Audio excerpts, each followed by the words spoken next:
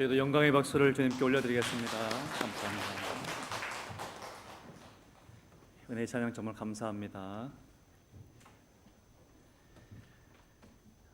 저희가 지난주까지 부활의 소망을 품고 주님의 재림 신앙을 가져야 한다고 말씀을 드렸고, 우리는 주님의 빛의 자녀들로서 주님이 오시는 날까지 깨어 정신을 차리고 근신하며 믿음과 사랑과 소망으로 살아가야 한다고 권면의 말씀을 드렸습니다. 오늘 말씀은 환난 속에 있었던 데살로니가 교회 성도들을 향해서 바울이 당부하는 마지막 말씀입니다. 환난 속에서도 승리하는 두 가지의 삶을 말하면서 성도들 간에 혹은 우리가 사람을 대할 때 그 대인 관계에서 지켜야 할 말씀과 자기 신앙 생활을 관리하는 말씀을 권면합니다. 오늘도 바울을 통해 주시는 하나님의 말씀을 들으시고 어떻게 살아가는 것이 승리하는 삶인지를 잘 깨닫게 되기를 바랍니다. 첫 번째로 사도 바울은 환난 속에서 승리하는 삶에서 공동체 안에서 대인관계 가운데 지켜야 할 말씀을 당부합니다. 12절 말씀을 보시면 형제들에게 너희 가운데에서 수고하고 주 안에서 너희를 다스리며 권하는 자들이라는 표현을 사용하면서 권하는 자들을 알아라 라고 말씀합니다. 헬라어 원문에는 알고라는 말에 수고하고 다스리며 권하는 이 세 단어가 문법적으로 연결되어 있다고 말합니다. 그래서 학자들은 이 세 가지 일을 각각 하는 세 부류의 각각의 사람들을 말하는 것이라기보다는 이 세 가지를 같이 함께 담당하는 그런 사람들을 가리킨다고 말합니다. 그래서 첫째로 이 사람들은 수고하는 자들이라고 말하면서 교회를 위해서 얼마나 봉사하며 수고했는지를 알라라고 말합니다. 이 용어는 봉사의 일을 잘 표현한 말로 기독교 전도자들의 수고를 가리키는 말로 자주 쓰였다고 말합니다. 그리고 둘째로는 주 안에서 성도들을 다스리는 자들이었고, 또 교회 내외의 직무를 담당하는 자들을 말합니다. 그들은 당시 교회의 장로들과 전도자들을 말한 것으로 보입니다. 바울은 데살로니가 성도들에게 성도들을 위해 수고하는 자들을 가장 귀히 여기라고 부탁하고 있습니다. 또 가장 귀히 여기라는 이 부사는 신약 성경에서 이 본문에만 나옵니다. 바울은 그들을 가장 귀히 여기며 존경할 것을 당부하고 강조하고 있습니다. 바울은 교회를 맡은 교직자들이 무시당하지 않고 존귀함을 받을 것을 원하고 있습니다. 만일 지도자들이 그들을 따르는 사람들에게 지지를 받지 못한다면 효과적인 사역을 기대할 수 없을 것입니다. 만일 우리가 지도자들을 계속 비평하면서 우리 가운데 역사가 일어나지 않는다고 불평한다면 최고의 또 최선의 사역은 이루어질 수 없을 것입니다. 성도들은 사역자들을 주의 사랑으로 대하며 주의 일꾼으로 존중해야 된다고 말씀합니다. 사랑은 그리스도인의 특징 가운데 중요한 덕목입니다. 교회는 언제나 사랑이 있어야 합니다. 특별히 다스리는 자와 다스림을 받는 자들 사이에서는 더욱 그렇습니다.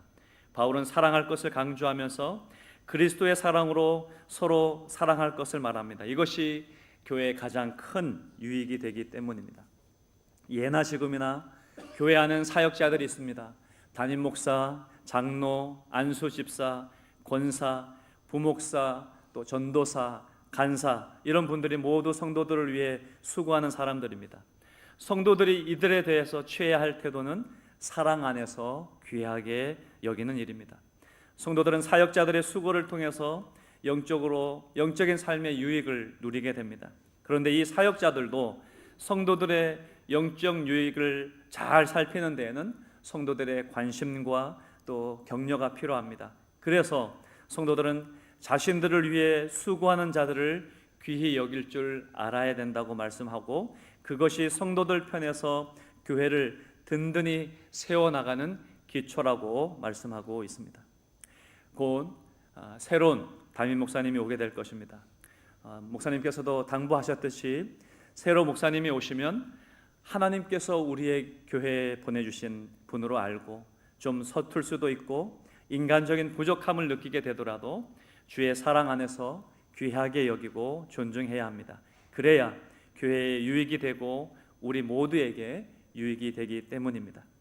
또 13절 말씀에서 바울은 너희끼리 화목하라라고 또 성도 간의 화목을 권하고 있습니다. 교회가 성도 간의 불화로 또 지도자와 성도들 간의 불화로 좋은 관계를 유지하지 못한다면 그것은 심각한 문제가 됩니다. 그러기에 사도 바울은 형제들아 우리가 너희에게 구하노니라는 부드러운 말에서 시작을 해서 화목하라라는 명령으로 강한 어투로 바꾸어 말씀하고 있습니다. 여기서 바울은 지도자를 포함한 성도 모두가 화목할 것을 말하는 것입니다. 교회 지도자들을 존중하고 사랑으로 대하며 지도자들도 성도들을 위해서 최선을 다하고 사랑으로 섬기면서 성도들과 서로 화목하기를 힘쓰는 것이 중요하다고 말씀합니다. 둘 다 화목해야 교회가 평화로움 가운데 성장할 수 있음을 잘 알기에 바울은 데살로니가 교회를 향해 강조하며 권면하고 있는 것입니다. 또 14절에서 사도 바울은 게으른 자들을 권계하며 라고 말씀합니다. 여기서 게으른 자들이라는 말은 원어적으로 대열에서 벗어난 병사라는 뜻이 있습니다. 병사는 자신의 신분을 알고 전쟁을 준비하며 훈련을 해야 하는데 게으르고 의지가 약한 자들이 된 것입니다. 이런 사람을 권계하라는 말입니다. 권계하다는 말은 바른 길로 가도록 충고하고 훈계하는 것을 말합니다. 교회 안에서나 사회에서 법을 위반하고 자기가 해야 할 의무를 다하지 않으면서 자기 멋대로인 사람들을 타이르고 경고하라는 말입니다. 하나님은 질서의 하나님이십니다. 그래서 하나님은 무질서를 미워하십니다. 자기의 의무를 이행하지 않고 멋대로 행동할 때 교회나 사회 질서는 혼란스럽게 됩니다. 그런 상황에서 하나님의 뜻은 이루어질 수 없습니다. 하나님은 질서의 하나님이시기에 질서 속에서 모든 사람이 한마음 한뜻으로 부지런하며 단정하게 사는 것을 원하십니다. 또 바울은 마음이 약한 자들을 격려하라고 14절에서 또 말씀합니다. 하나님은 성도들에게 낙심하고 있는 사람들과 불행을 당한 사람들과 또 죄에 빠져 있는 사람들을 위로해주고 격려해주기를 원하십니다. 이것은 그들이 용기와 힘을 되찾아서 불행과 범죄와 실패로부터 벗어날 수 있도록 성도들이 도와줘야 한다는 말씀입니다. 성도들은 남이 당한 불행이나 실수, 연약함, 모자람 등이 자기에겐 없다고 자랑하거나 자신할 수 없습니다. 누구나 다 실수할 수 있기 때문입니다. 그리스도께서 우리에게 요구하시는 것은 혈연을 뛰어넘어서 형제 사랑입니다. 이웃의 아픔과 연약함을 나의 것으로 짊어질 때에 하나님은 진실로 우리를 하나님의 자녀로 인정하실 것입니다. 우리 주님께서 하신 일이 바로 약한 자를 돕는 일이었습니다. 예수님께서 그 12 제자를 부르사 더러운 귀신을 쫓아내며 모든 병과 모든 약한 것을 고치는 권능을 주시니라라고 하셨습니다. 제자들에게도 약한 자들을 바로 세우는 사명을 주셨던 것입니다. 이것이 십자가의 정신입니다. 바울은 또 힘이 없는 자들을 붙들어 주며라고 말합니다. 이것은 육체적으로 영적으로 병들고 쇠약해져서 쓰러지는 자를 붙들어 일으켜 주라는 것입니다. 사람이 육체적으로 병이 들면 마음도 약해져서 아무것도 할 수 없는 어려운 처지에 놓이게 됩니다. 이런 사람들을 위해서 성도들은 그들을 붙들어 주어서 의지하고 다시 일어설 수 있도록 서게 해주라고 말씀하고 있는 것입니다. 예수께서 행하신 일도 바로 연약한 자들을 바로 세우는 일이었습니다. 주님은 이 세상에서 죄인들의 죄를 사해 주심으로 의롭게 거룩하게 하셨고 병들어 고통받는 많은 사람들을 고쳐주시고 그들의 생활을 변화시켜 주셨습니다. 그러기에 성도들도 주위에 병들고 연약한 자들을 외면해서는 안 되는 것입니다. 그들을 외면하는 것은 그리스도를 외면하는 것과 다를 바 없는 것입니다. 또 바울은 데살로니가 성도들에게 모든 사람에게 오래 참으라라고 말씀합니다. 여기서 모든 사람이라는 것은 데살로니가 그 당시로 생각해 볼 때 자신을 반대하고 박해하는 사람들, 악한 사람들, 하나님을 믿지 않는 사람들 모두를 가리킵니다. 이런 사람들이 성도들의 마음을 괴롭히고 복음을 반대하더라도 그들을 적대시하지 말고 오히려 용서하고 그들을 위해 기도하면서 회개할 때까지 참고 견디라고 하고 말씀합니다. 주님께서는 너희 원수를 사랑하며 너희를 핍박하는 자를 위하여 기도하라고 말씀하셨습니다. 그리하면 하나님께서 응답하신다라는 것입니다. 오래 참음은 하나님의 성품이기도 합니다. 하나님은 이미 망했어야 할 사람들을 구원하시기 위해서 오래 참으십니다. 지금도 오래 참고 계십니다. 만일 하나님이 그의 진노를 보이시고 그의 능력을 알고자 하사 멸하기로 준비된 진노의 그릇을 오래 참으심으로 관용하시고라고 하셨습니다. 주님은 오늘도 오래 참으심으로 사도 바울을 구원하셨고 또 저희들을 구원해 주셨습니다. 하나님의 오래 참으심으로 은혜를 받은 사도 바울도 고백합니다. 내가 긍휼을 입은 까닭은 예수 그리스도께서 내가 먼저 일체 오래 참으심을 보이사 후에 주를 믿어 영생 얻는 자들에게 본이 되게 하려 하심이라 라고 말씀했습니다. 여러분들도 힘이 없는 자들이 홀로 서기를 할 수 있기까지 오래 참으며 기도하며 도우는 그런 사람들 되시기를 바랍니다. 바울은 또 15절에서 말씀합니다. 악으로 악을 갚지 말게 하고 모든 사람들을 대하면서 항상 선을 쫓으라 라고 명합니다. 세상을 살다 보면 우리는 이웃을 정말 용서할 수 없는 경우를 만나게 됩니다. 그래서 하나님께서는 악을 버리고 선을 행하며 화평을 찾아 따를지어다 여호와를 의뢰하여 선을 행하라고 시편 말씀을 통해서 우리에게 말씀하셨습니다. 바울 사도도 선을 행하는 각 사람에게는 영광과 또 존귀와 평강이 있을 것이라고 말씀했습니다. 그러면서 성도는 선을 행하면서 낙심하지 말아라 라고 또 말씀합니다. 어떠한 경우든 악을 악으로 갚는 일은 성도들에게 금지되어 있고 또 성도가 타인을 저주하는 일도 금지되어 있습니다. 오직 성도는 복의 근원임을 알고 사람들을 축복할 따름입니다. 내 사랑하는 자들아 너희가 친히 원수를 갚지 말고 진노하시며 맡기라. 기록되었으되 원수 갚는 것이 내게 있으니 내가 갚으리라고 주께서 말씀하시니라 라고 말씀합니다. 악에 대한 갚음은 인간의 영역이 아닙니다. 그것은 하나님만이 하실 수 있으므로 하나님께 맡기는 것이 옳은 것입니다.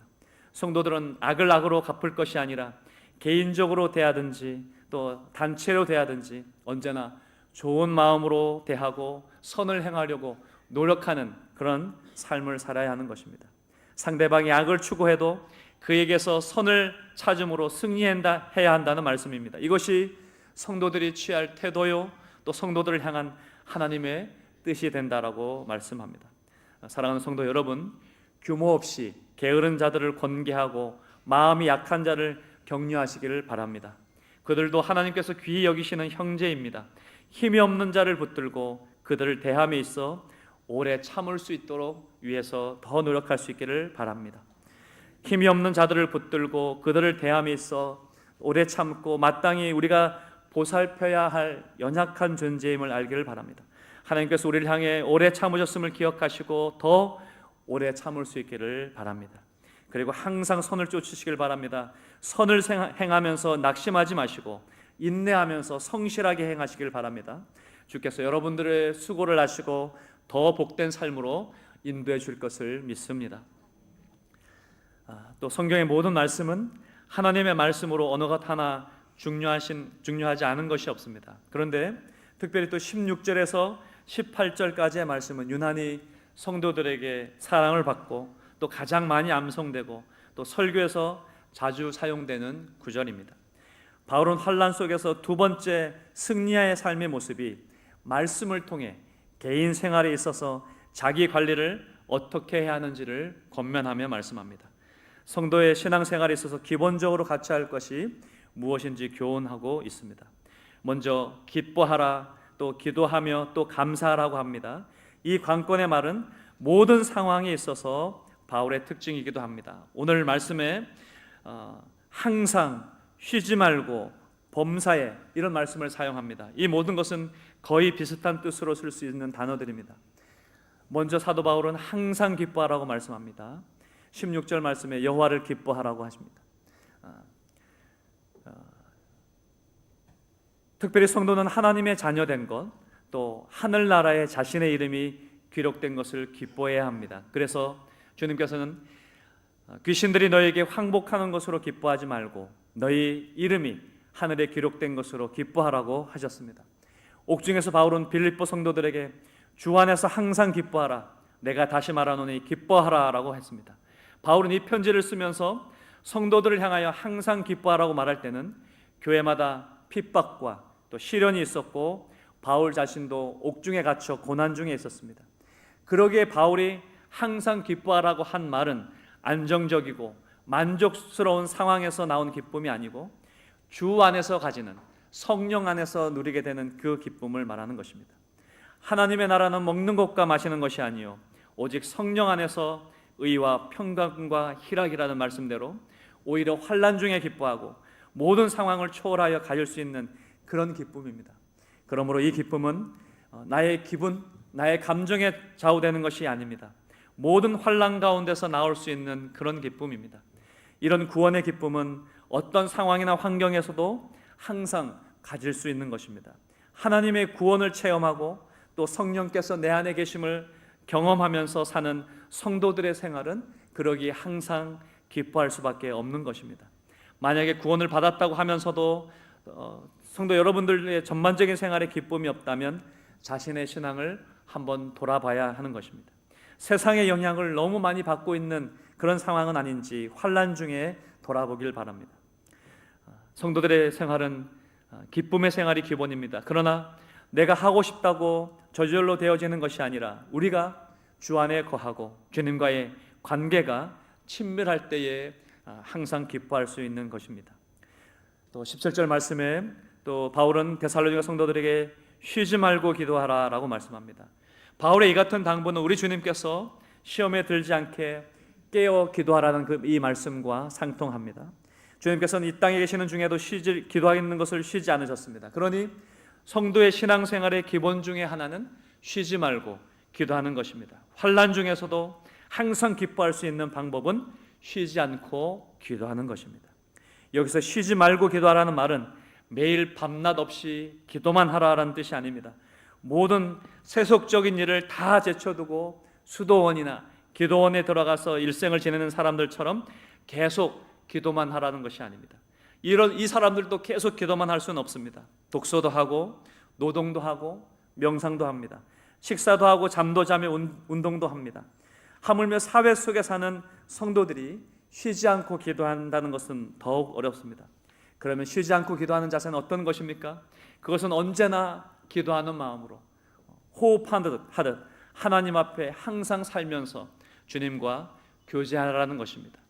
규칙적인 기도의 시간을 가지고도 또 주님과 또 늘 교통하는 그런 삶을 살라는 것입니다. 모든 기도와 간구를 하되 항상 성령 안에서 기도하고 이를 위하여 깨어 구하기를 항상 힘쓰며 여러 성도를 위하여 구하라고 합니다. 기도해야만 사단의 유혹을 이기고 세상에서 승리할 수 있습니다. 주님께서 가르쳐주신 기도는 항상 드려야 할 기도의 모범입니다. 기도가 막힐 때에, 기도가 잘 되지 않을 때에, 입술도 벌리기 어려운 그때에 주기도문을 진심으로 또 여러 번 또 해보시길 바랍니다. 그렇게 되면 하나님께서 또 기도의 문을 여실 때도 있게 되는 것입니다. 베드로전서 4장 말씀에 만물의 마지막이 가까웠으니 그러므로 너희는 정신을 차리고 근신하여 기도하라라고 하셨으니 우리는 기도해야 하는 것입니다.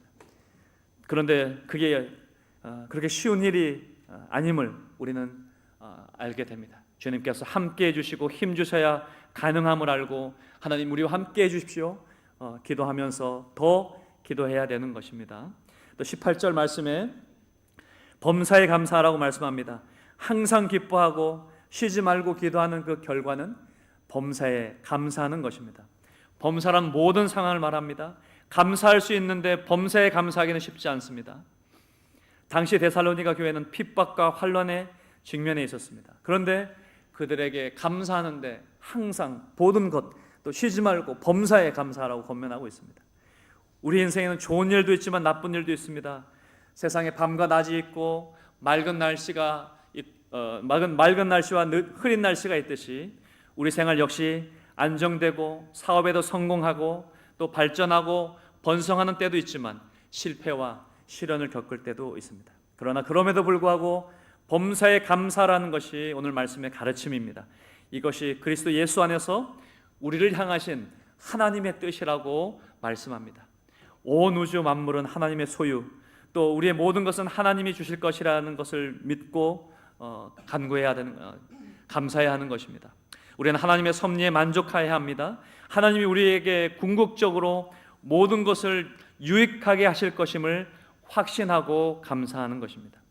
그것을 아는 성도이기 때문에 성도는 여호와께 감사해야 하는 것입니다. 그는 선하시며 인자하심이 영원하기 때문입니다. 성도는 무엇을 하든지 말에나 이래나 다 주 예수의 이름으로 하고 그를 힘입어 하나님 아버지께 감사해야 합니다. 범사에 감사하시기를 바랍니다. 이는 그리스도 예수 안에서 우리를 향하신 하나님의 뜻이라는 것을 알고 더 감사할 수 있기를 바랍니다. 하나님의 뜻은 항상 기뻐하는 것입니다. 환난 중에도 주를 바라보시길 바랍니다. 하나님의 뜻은 쉬지 말고 기도하는 것입니다. 기도를 쉬는 죄를 범하지 않기를 바랍니다. 하나님의 뜻은 범사에 감사하는 것입니다. 기뻐하며 기도하며 감사함으로 사는 그런 아름다운 삶이 될 수 있기를, 그런 풍요로운 삶이 될 수 있기를 주님의 이름으로 축복합니다. 사람은 성장하면서 누군가의 인도를 받습니다. 어릴 때에는 부모님의 인도를 받고 학생에 대해서는 선생님의 인도를 받습니다. 운전자는 안내 표지판을 보고 또 요리사는 지침서를 따라서 레시피를 따라 음식을 만들어 갑니다. 마찬가지로 그리스도인은 우리의 스승이시고 안내자이시며 보혜사이신 성령의 인도를 받습니다. 성령의 인도를 따라 사는 그리스도인의 삶은, 그리스도인의 그 길은 생명의 길이고 영광의 길이기 때문에 너무도 유익한 것입니다. 19절 말씀에 보면은 데살로니가 성도들에게 바울은 성령을 소멸하지 말라고 권면합니다. 이 말은 성령의 불을 끄지 말라는 뜻입니다. 성령님은 우리에게 다양한 모습으로 역사하십니다. 성령을 소멸하지 말라는 말씀은 이런 하나님의 역사를 나의 경험이나 나의 지식으로 제한하지 말라는 것입니다. 주님의 음성을 들으면서도 내 생각과 의지로 눌러버리지 말라는 말씀입니다. 성령님은 우리를 도우시는 분이십니다.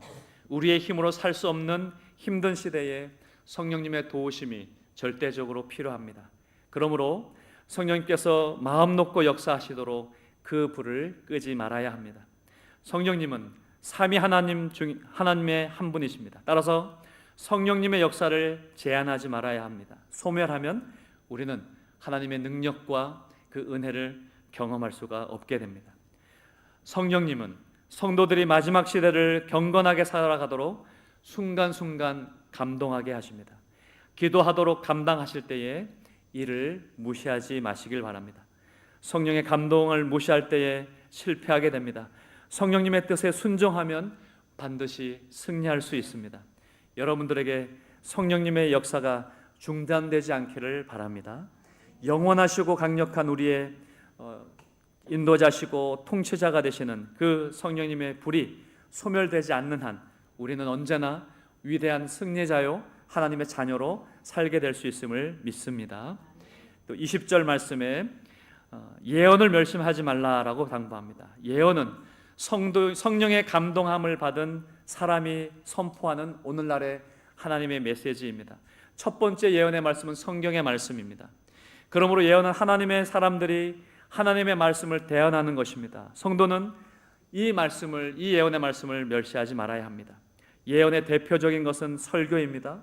하나님은 이 시대에 친히 선택하시고 또 그들을 훈련시켜서 하나님의 능력을 입혀 하나님의 일을 시키십니다. 구약 시대에는 선지자들의 예언을 통해 성도들에게 말씀을 선포하였고 오늘날에는 설교자들을 통해 설교를 통해 주님의 말씀을 나타내십니다.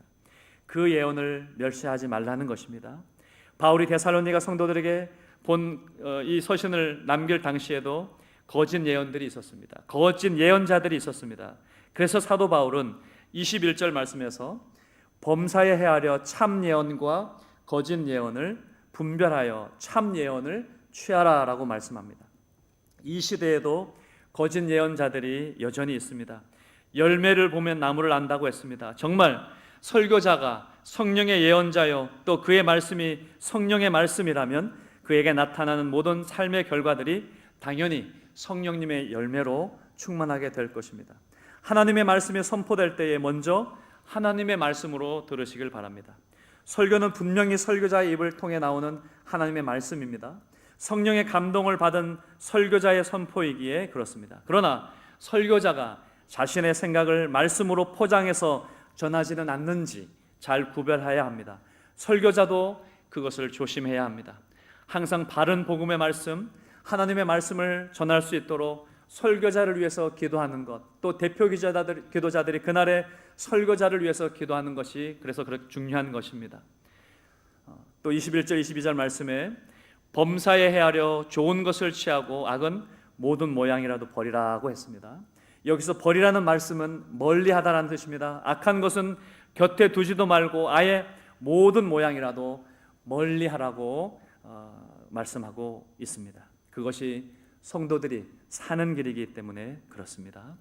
성도 여러분, 성도는 성령의 인도를 받아야 합니다. 성령을 소멸하지 않기를 바랍니다. 그 불을 끄지 않기를 바랍니다. 성령님은 계속 우리 속에 내주하시면서 우리를 다스리기를 원하십니다. 우리 안에서 마음껏 일하시도록 우리가 여전히 주인 삼고 있는 것을 하나하나 내어드리는 그런 삶이 되기를 바랍니다. 예언을 멸시하지 마시길 바랍니다. 하나님은 예언의 말씀으로 우리를 가르치고 인도하십니다. 악한 것은 과감히 버리고 선한 것을 굳게 잡으시길 바랍니다. 거기에 성령님의 역사와 또 인도하심이 있을 것입니다. 그것을 따라가는 저와 여러분들 되시기를 바랍니다. 결론적으로 환난 중에 있는 성도가 승리하는 삶을 살기 위해서 성도는 자기를 잘 관리해야 된다고 말씀합니다. 또 바울은 또 기쁨과 기도와 감사 이 세 가지를 또 분명히 말하면서 환난이 힘들어 슬픔에 빠질 수 있지만 거기에 매몰되지 말고 기쁨을 유지해야 된다고 말합니다. 그 비결은 지속적으로 하나님과 만나는 것에 있고 또 쉬지 않고 기도하는 것이 참된 힘을 유지하는 것이라고 말하면서 그 결과는 결국 환난 중에도 열매 맺는 삶으로 나타나니 감사로 늘 살아가라고 말씀합니다.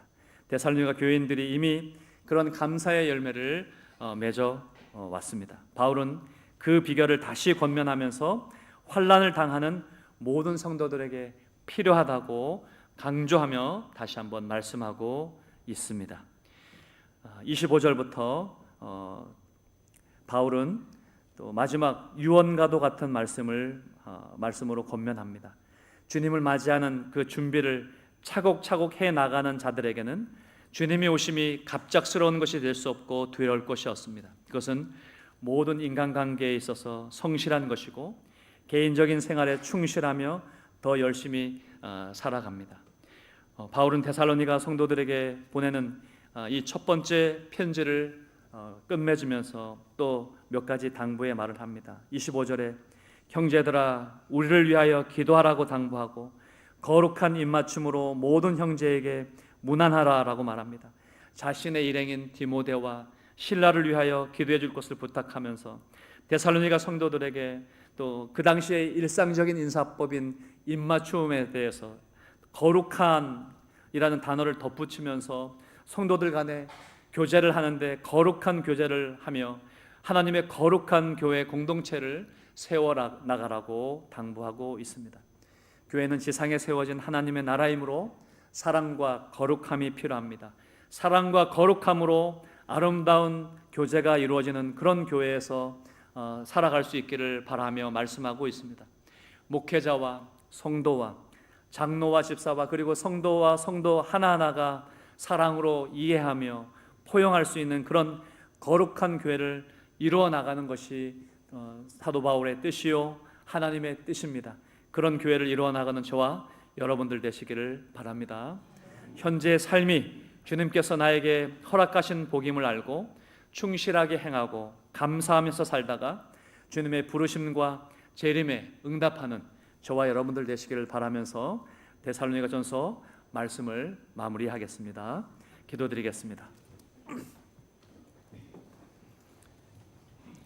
사랑의 아버지 하나님, 데살로니가 말씀을 통해 여러 가지 주님의 뜻을 깨닫게 하시니 감사합니다.